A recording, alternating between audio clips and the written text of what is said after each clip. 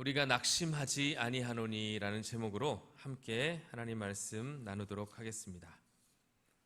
어떤 리서치 기관에서 나이대별로 없는 것이 무엇인지 조사를 했다고 합니다. 나름대로 그 조사 결과를 발표하였는데 내용은 이렇습니다.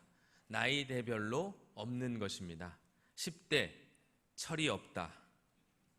20대 답이 없다. 30대 집이 없다. 40대 돈이 없다. 50대 일이 없다. 60대 낙이 없다. 70대 이가 없다. 지금 막 쓰시는 분들이 계신데요. 제가 드릴게요. 문자로 필요하신 분들은 이렇게 막 쓰려고 너무 팔 아프실 것 같아요. 80대 처가 없다. 네, 슬픈데. 90대 시간이 없다. 100대는 아니고 100세 다 필요 없다. 네. 공감이 가십니까? 맞는 것도 같고 아닌 것도 같습니다. 중요한 것은 대부분의 사람들이 이렇게 보이는 것에, 특별히 없는 것에 초점을 맞추고 살아가고 있다는 것입니다. 그것이 또한 그들의 주된 근심의 이유가 되기도 합니다. 여러분은 어떠십니까? 여러분은 어떤 것이 여러분에게 낙심과 염려의 이유가 되십니까? 오늘 사도 바울은 우리에게 이렇게 말씀을 시작하고 있습니다. 그러므로 우리가 낙심하지 아니하노니. 그러므로라는 말로 시작하고 있습니다. 그러므로라는 이 단어에는 여러 가지 의미가 있습니다. 무엇보다 기승전결해서 결론을 내릴 때 그러므로라는 말을 쓰기도 합니다. 제가 오늘 말씀을 묵상하면서 두 가지 의미가 이 안에 담겨 있다라는 생각을 하게 되었습니다. 먼저는 사도가 낙심하지 아니할 이유를 찾았다라는 것과 함께 더불어 사도 역시 인간이기에 낙심할 일들이 그에게도 있었다는 것을 이야기하는 중요한 단서가 되는 말이기도 한 것입니다. 무엇보다 위대한 사도요 대사도인 바울이 낙심하는 사람들의 무리인 우리에 자기 자신을 끼워 넣고 있다는 것입니다. 자신이 결코 예외가 될 수 없다는 것이죠. 하나님의 은혜를 입고 그 은혜로 이 땅에 살아가고 있지만 그 말이 뗄래야 뗄 수 없는 말이라는 것입니다. 거기에는 누구도 예외가 있을 수 없다는 것이죠. 사실 이 말이 우리에게는 참 위로가 되기도 합니다. 왜냐하면 낙심은 믿음 없는 사람들의 전유물이라고 생각되기 때문입니다. 그러나 결코 그렇지 않습니다. 위대한 사도요 하나님의 사람인 사도 바울도 낙심할 이유가 그에게 충분히 있었다는 것입니다. 그렇듯이 이 세상을 살아가다 보면 참으로 다양한 이유로 우리는 낙심을 하게 되고 좌절하게 된다는 것입니다. 심지어 바울도 이러한 일들로 낙심을 하게 되었는데 결국 그 낙심으로 인해 고린도 후서를 쓰게 되었다는 것입니다. 그러니까 고린도 후서의 배경이 사도 바울에게 찾아온 낙심이었다는 것이죠. 사도 바울은 3차 전도 여행 가운데 마게도냐에서 이 고린도 후서를 기록하였습니다. 고린도 전서를 쓰고 나서 얼마 되지 않아 고린도 후서를 기록한 것으로 학자들은 이야기합니다. 서신 교환을 통해 고린도 교회 문제를 해결하려고 했던 일이 실패로 돌아가게 되었습니다. 그런 일련의 일들이 사도 바울에게는 상당히 스트레스로 작용했던 것 같습니다. 문제는 여전히 교회 내에 어떠한 일들뿐 아니라 자기를 교회의 사도로 하나님의 사도로 인정하지 않는 무리가 있었다는데 상당히 낙심하였다는 것입니다.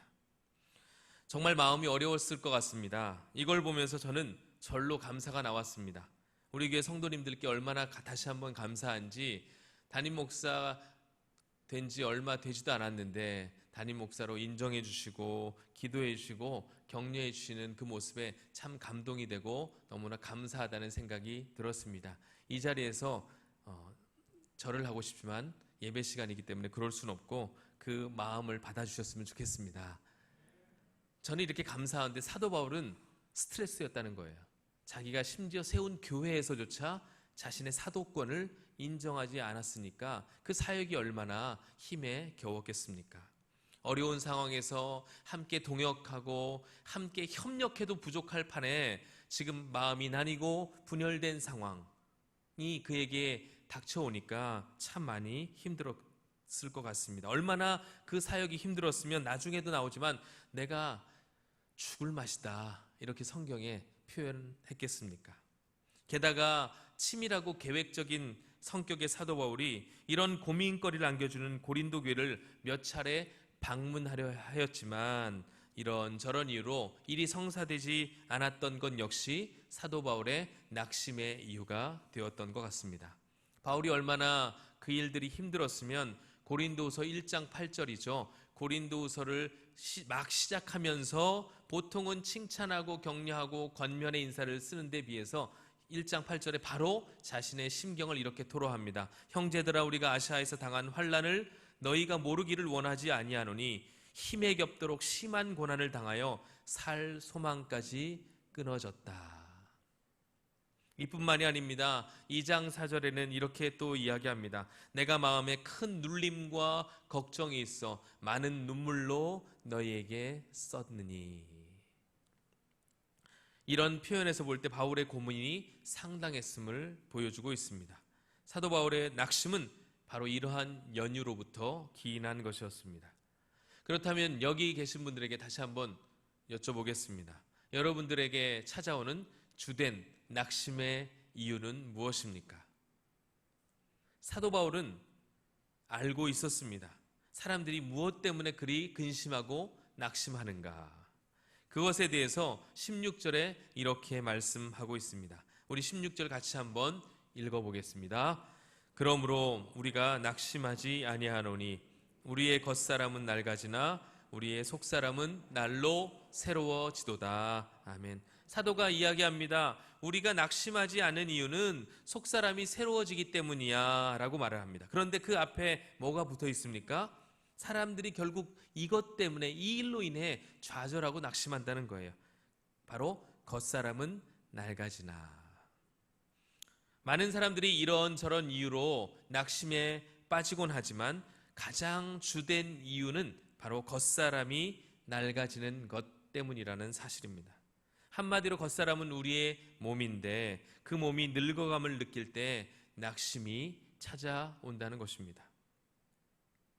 열심히 살아왔는데 갑자기 자신이 늙었다고 생각할 때 사람은 허무감에 빠진다고 합니다. 내가 이러려고 이렇게 열심히 살았나? 젊은 날을 내가 이러려고 이렇게 일을 했나? 내가 자녀를 온 젊음을 다해 키워놨는데 어느덧 우리는 그 보상으로 늙음을 선물로 받은 것인가? 뒤늦게 깨닫고 회개하는 마음으로 부랴부랴 피부과도 다니고 안티에이징 화장품을 마구 사서 발라도 피부는 결코 돌아오지 않습니다.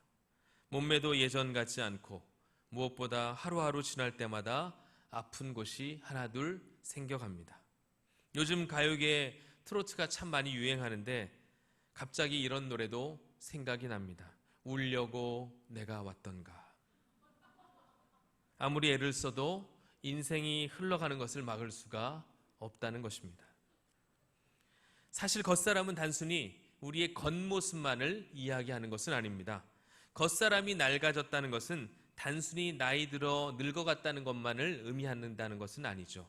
거기에는 우리가 늙어가면서 생기게 된 모든 삶의 문제를 다 포함하고 있습니다. 나이가 들면서 자연스럽게 찾아오는 육신의 노화는 물론이요, 그로 인한 육체의 질병, 은퇴와 퇴직, 노후 생활, 그와 맞물려 있는 자녀들의 진로, 결혼, 무엇보다 자녀들의 신앙생활, 이러한 모습 등등 수많은 문제들과 다 우리의 겉사람이 늙어지는 것과 맞물려 있다는 것입니다. 그러다 보니 사람들은 자신의 늙어감을 보며 이런저런 생각에 잠기게 되고 심지어는 우울감에 빠지는 분들도 있다는 것입니다. 특히 다른 사람이 이루어 놓은 것과 다른 사람이 행한 일과의 비교를 하다 보면 더더욱 자신은 초라하게 느껴지게 된다는 것입니다. 그러나 사도 바울은 우리에게 분명하게 선포합니다. 우리가 어떠한 이유로 낙심하고 있는지는 몰라도 우리가 낙심하지 아니한다 선포합니다. 그렇게 이 그러므로는 또 다른 소망의 출발인 것입니다.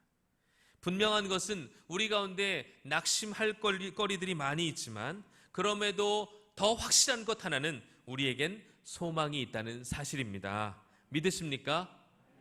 분명 사도 바울도 낙심할 이유가 충분히 그의 삶 가운데 있었음에도 불구하고 그는 결코 낙심하지 않는다 믿음으로 선포합니다. 왜냐하면 그는 알고 있었기 때문입니다.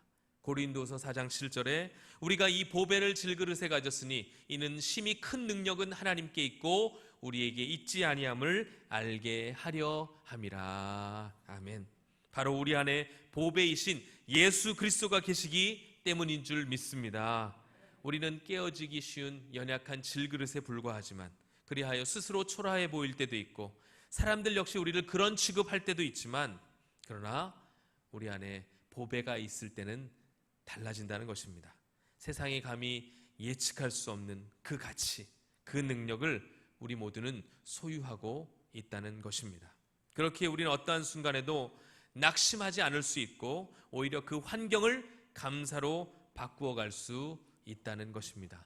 그것이 바로 예수 믿는 저와 여러분에게 새롭게 생겨난 능력인 줄 믿습니다.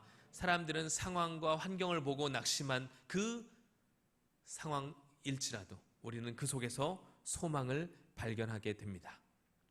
그렇게 우리 안에 있는 예수 그리스도로 말미암아 우리는 낙심하지 않을 수 있다고 이야기하면서 사도는 고린도후서 4장 8절 9절에 이렇게 말씀합니다. 우리가 사방으로 우겨쌈을 당하여도 싸우지 아니하며 답답한 일을 당하여도 낙심하지 아니하며 박해를 받아도 버림받지 아니하며 거꾸로 뜨림을 당하여도 망하지 아니하고. 아멘. 심지어 답답한 일이 찾아온다 할지라도 뭘 하지 않는다고요? 낙심하지 아니하며 박해를 받아도 버림받지 아니하며 거꾸로 뜨림을 당하여도 망하지 아니한다. 왜 그렇습니까? 바로 예수 그리스도가 우리 안에 계시기 때문입니다. 그 보배이신 예수 그리스도가 우리의 능력의 근원이 되시기 때문입니다. 그 예수님을 보배로 알고 마음에 모시고 있는 사람을 우리는 거듭난 사람이다 라고 이야기를 합니다. 그 거듭남이 우리의 속사람을 이루고 있습니다. 겉사람은 분명 낡아지지만 우리가 소망을 가질 수 있는 분명한 사실 하나는 우리에게 거듭난 속사람이 있기 때문입니다. 그러나 사도는 이렇게 또한 덧붙이고 있습니다. 우리의 속사람이 날로 새로워져야 한다. 날로 새로워질 때에야 비로소 우리는 낙심에서 멀어질 수가 있다라고 말을 합니다. 속사람이 새로워질 때 거듭난 나의 속사람으로 인해 예수님의 생각이 나의 생각이 되고 예수님의 가치가 나의 가치가 되고 예수님의 안목이 비로소 나의 안목이 되어져 가는 것입니다.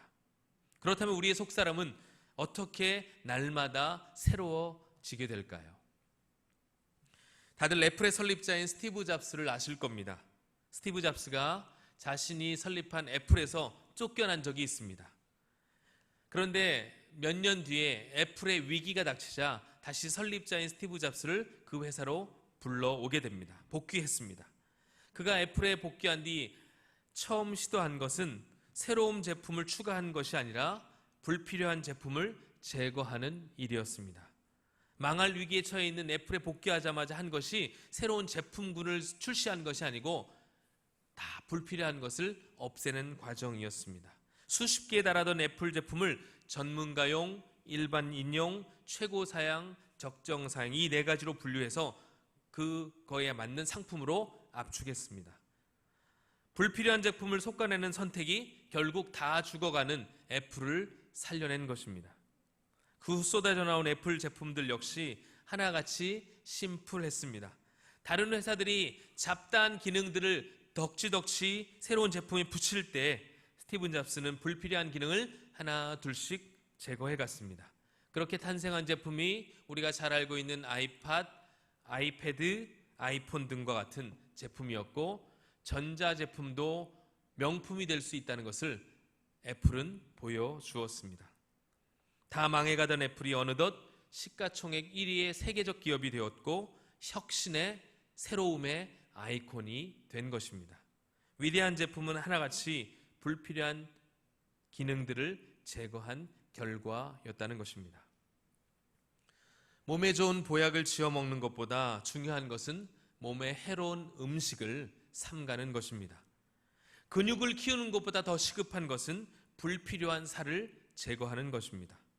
누군가 사랑한다면 그 사람이 원하는 것을 들어주기에 앞서 그 사람이 싫어하는 것을 하지 말아야 합니다. 추억을 만드는 것보다 더 중요한 것은 서운함의 앙금을 없애는 것입니다. 여러분, 새로워진다는 것이 무엇입니까? 무엇을 보탤까를 생각하기에 앞서 무엇을 제거할까를 생각하는 것, 그것이 새로워짐의 시작이라는 것입니다. 우리가 주님을 닮아가는 것도 마찬가지입니다. 우리에게 있는 것을 그대로 두고 우리에게 없는 주님의 모습을 추가해가는 것이 새로워지는 것이 아닙니다. 우리 안에 있는 불필요한 것들, 죄의 모습들, 옛 습관들을 하나 둘씩 제거해 갈 때 우리는 점점점 주님을 닮아가게 되어 있습니다. 그렇게 주님을 닮아가는 사람을 새로워진다, 거듭났다라고 이야기를 하고, 그 사람이 비로소 예수님처럼 살아가게 된다는 것입니다. 그러면 어떤 환경에서도 소망을 가지고 인내할 수 있는 사람으로 그렇게 성장하게 된다는 것이죠. 이 은혜가 저와 여러분 모두에게 있기를 간절히 소망합니다. 겉사람이 늙어지는 것, 첫 번째 주된 사람들의 낙심의 이유입니다. 그러나 사도는 낙심하지 않을 이유와 근거를 우리에게 제시해 주었습니다. 이어서 사도는 우리에게 찾아오는 두 번째 낙심의 이유에 대해 이렇게 말씀하고 있습니다. 17절 말씀 같이 읽겠습니다. 우리가 잠시 받는 환난에 경한 것이 지극히 크고 영원한 영광에 중한 것을 우리에게 이루게 함이니. 아멘. 바로 환난입니다. 사람들은 환난이 닥칠까 두려워합니다. 왜냐하면 자신들의 힘으로, 자신들이 쌓아온 경험으로 도저히 해결해 낼 수 없기 때문입니다. 사도는 그것을 과정으로 여기지만 사람들은 결론이라 생각합니다. 그래서 사도는 그것 때문에 낙심하지 않지만 사람들은 그것 때문에 불안해하고 좌절합니다. 왜 사람들이 코로나를 두려워합니까? 자신의 통제 범위를 벗어났기 때문입니다. 우리의 힘으로는 어찌해 볼 수 없는 것처럼 느껴지기 때문입니다. 심지어 코로나로 인해 우리 성도들은 이전에는 경험해 보지 못한 내적, 외적 어려움을 몸소 체험하고 있습니다. 마음껏 예배하지 못함으로 인해 우리의 영혼의 갈급함을 느끼고 있습니다. 심지어 우리의 신앙생활이 정부의 통제를 받는 초유의 상황도 겪고 있습니다. 심지어 성도들끼리 대면 예배 여부로 인해 갈등하고 있습니다. 무엇이 맞느냐, 무엇이 틀린가. 믿지 않는 사람들에게는 비난과 조소의 소리를 듣곤 합니다. 이런 환난을 우리 시대에 겪게 될지 꿈에도 몰랐습니다. 너무 교만했습니다. 성경은 언제나 우리에게 종말을 대비할 것을 말씀하였고, 우리 역시 습관적으로 종말의 시대, 말세지말이라고 이렇게 이야기하고 다녔지만 종말의 시대를 산다는 것을 비로소 깨닫게 되는 시점인 것 같습니다. 사람들은 다시는 코로나 이전으로 돌아갈 수 없다고 이야기들을 합니다. 이제 더 이상 그렇게 교회가 부흥하는 일은 없다고 말을 합니다. 그러나 우리는 이러한 것으로 인해 두려워하지만 여러분 보십시오. 분명한 사실은 환난은 영원한 영광을 이루는 과정이라는 사실입니다. 그것을 우리는 십자가 사건을 통해 이미 확인하였습니다. 십자가는 부활의 영광을 위한 과정이었다는 것입니다. 그렇게 지금은 힘들고 아프고 어렵지만 하나님의 큰 그림이 이 나라와 우리 교회 가운데, 이 세계와 열방 가운데 그려지고 있음을 우리는 확신해야 한다는 것입니다. 이스라엘 역사상 가장 큰 환란의 시기는 바벨론 포로 시기였습니다. 하나님이 거하신다고 믿었던 그 성전이 우상을 숭배하는 사람들에 의해 회파되고 파괴되었습니다. 큰 충격이었습니다. 더 이상 소망은 없었습니다. 도대체 우리가 신뢰하던 하나님은 어디 계십니까? 울며 부르짖었습니다. 그러나 시간이 지난 뒤 그들은 깨닫게 됩니다. 하나님은 성전에만 계시는 분이 아니시구나. 바벨론에도 우리가 있는 그곳에 우리 하나님이 함께 계시는구나. 그렇게 깨닫게 되고 보이는 성전에 집중하지 않고 말씀에 집중하게 되었습니다. 결국 하나님은 이 포로기 동안에 하나님의 사람들을 통해 성경을 기록하게 하셨고 그 성경은 구약 성경의 많은 부분을 차지하게 된 것입니다. 그들의 환란이 우리에게는 영원한 소망으로 이끌어주는 길이 된 것입니다. 이때 아주 유명한 메시아의 노래가 나옵니다. 메시아 노래라고 불리는 이사야 53장입니다. 그가 찔림은 우리의 허물을 인함이요. 어려울 때 큰 정신이, 시대적 정신이 나옵니다. 어려울 때 믿음의 본질이 드러납니다. 환난은 영원한 영광을 이루기 위한 과정임을 기억하십시오. 그럴 때 우리에게는 참 소망이 있는 줄 믿습니다. 개인도 마찬가지입니다. 제가 이 말씀을 묵상하는데 자꾸만 한 분이 생각이 났습니다. 바로 밀러와 선교사님입니다. 밀러 선교사님입니다. 잠시 영상을 시청하도록 하겠습니다.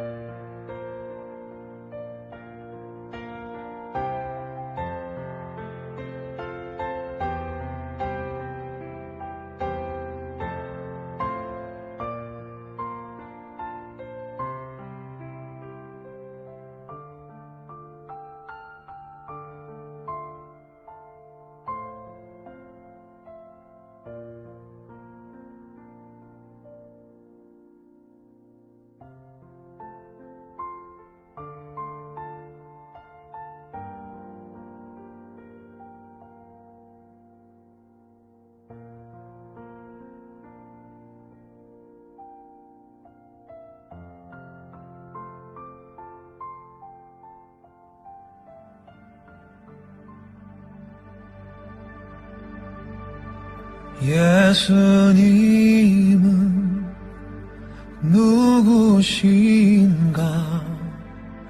우는 자의 위로와 없는 자의 풍성이며 천한 자의 높음과 잡힌 자의 노임되고 우리 기쁨 대신에 죽은 자의 부활되고 우리 생명 대신에. 그렇게 지어진 찬송이 찬송가 96장 예수님은 누구신가입니다. 저는 이 찬송을 부를 때마다 의아했습니다. 보통 예수님은 누구신가 이렇게 묻는 질문에 예수님은 그리스도이십니다. 예수님은 참 하나님이십니다. 예수님은 우리의 생명의 근원 되십니다. 이러한 답이 먼저 나와야 할 법한데 1절에 보면 예수님은 누구신가? 우는 자의 위로와 없는 자의 풍성이며 천한 자의 높음과 잡힌 자의 노임되고 우리 기쁨 대신에. 우는 자의 위로와, 이 말이 선뜻 이해가 되지 않았습니다. 왜 이 가사가 먼저 쓰여졌을까? 그 뒤 이 밀러 선교사님의 이 이야기를 알게 되었고, 이 이야기를 통해서 이분의 이 대답이 1절에 나올 수밖에 없었겠구나라는 생각을 하며 은혜를 받았습니다. 그렇습니다. 그는 알았습니다. 우리가 잠시 받는 환난이 경하다는 것을, 지극히 크고 영원한 영광을 이루어가는 과정이라는 것을 그는 알고 믿었습니다. 로마서 8장 35절 36절 말씀입니다. 누가 우리를 그리스도의 사랑에서 끊으리요? 환난이나 곤고나 박해나 기근이나 적신이나 위험이나 칼이랴. 그러나 이 모든 일에 우리를 사랑하시는 이로 말미암아 우리가 넉넉히 이기느니라. 아멘. 이 모든 것의 주인 되시는 우리 주님, 그분만이 다 아십니다. 부활의 영광, 그 시작은 바로 십자가임을 그는 확신했습니다. 이제 말씀을 정리하겠습니다. 오늘 본문 18절에 보면 우리가 주목해야 하는 것은 보이는 것이 아닌 보이지 않는 것이라고 말을 합니다. 보이는 것은 잠깐이요, 보이지 않는 것은 영원한 것이라고 가르쳐 줍니다. 성도는 보이지 않아도 분명 존재하는 것이 있음을 믿고 살아가는 사람들입니다. 그럼에도 우리는 있는 것보다 없는 것에 초점을 맞추고 보이지 않는 것보다는 보이는 것에 관심을 기울이고 살아갑니다. 그로 인해 우리에게 낙심과 염려가 찾아온다는 것이죠. 그러나 우리는 기억해야 합니다. 성도라면 절대적인 행복의 조건을 갖추고 있다는 사실을 우리는 알아야 합니다. 그분은 바로 예수 그리스도이십니다. 그분을 모시고 살아가는 사람, 그분을 닮아가는 사람에게는 놀라운 변화가 있는데, 바로 보이는 것에 만족하는 삶이 아닌 보이지 않는 영원한 세계를 꿈꾸며 바라보며 살아가게 된다는 것입니다. 그 은혜가 저와 여러분 모두에게 이미 주어져 있음을 확신합니다. 그러므로 우리가 낙심하지 아니하노니. 제가 처음 시작할 때 나이별로 없는 것이 있다는 것 말씀드렸는데 혹시 기억을 하시는지요? 우리가 주목하는 것이 이제는 보이는 것이 아닌 보이지 않는 것이라고 한다면 이제는 우리가 바꾸어야 합니다. 10대 아까 뭐가 없다고 그랬습니까? 철은 없지만 가능성이 있다. 20대 한번 해보십시오. 제가 답을 드리겠습니다. 20대 이렇게 해주세요. 20대 답은 없지만 젊음이 있다. 집은 없지만 짝이 있다. 돈은 없지만 일이 있다. 일은 없지만 기품이 있다. 낙은 없지만 가족이 있다. 이는 없지만 쉼이 있다. 천은 없지만 추억이 있다. 시간은 없지만 소망이 있다. 다 필요 없고 천국만 있다. 할렐루야. 이 고백이 우리의 고백인 줄 믿습니다. 가수에게는 노래가 필요한 것이 아닌 전부이고, 축구 선수에게는 축구가 필요가 아닌 전부이듯, 성도에게는 예수님이 필요한 분이 아닌 전부이심을 믿습니다. 혹은 아직도 우리에게 너무 많은 것들이 필요하다고 생각이 되시는지요? 예수님이 전부가 아니기 때문에 그렇습니다. 그 목록에 예수님을 넣지 마십시오. 우리는 기억해야 합니다. 우리 주님은 우리의 모든 것 되시는 분이십니다. 그렇게 우리는 이렇게 고백할 수 있습니다. 삶의 시작이 예수 그리스도입니다. 삶의 터전이 예수 그리스도입니다. 마지막 같이 읽겠습니다. 삶의 결론이 예수 그리스도입니다. 아멘. 이 고백이 우리의 마음속 깊은 곳에서 터져나오는 찬양과 간증이 되기를 주님의 이름으로 축복합니다.